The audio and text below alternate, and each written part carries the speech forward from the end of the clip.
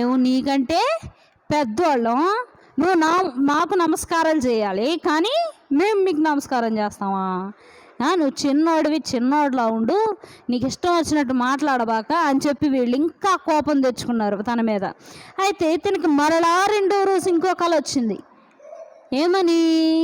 వాళ్ళ నాన్న అమ్మ కూడా కాళ్ళ దగ్గర నమస్కారం చేసినట్టు వచ్చింది.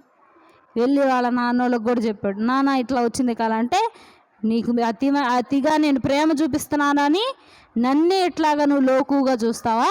నీకు నేను ఎందుకు చేస్తాను నమస్కారం? నువ్వు పెద్దోడువా, నేను పెద్దోడినా అన్నాడు. ఏమన్నాడు?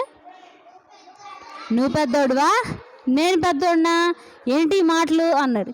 అంతేగాని ఇది దేవుడు చూపిస్తున్న దర్శనం అని యోసేపుకు తెలుసు, కానీ యాకోబుకి వాళ్ళ అన్నయ్యలకు తెలుసా? తెలియదు. చెప్తున్నా కూడా నమ్ముతున్నారా? వాళ్ళు నమ్మట్లేదు. ఎందుకని? వాళ్ళ మనసులో అంత కుళ్ళుండిపోయింది.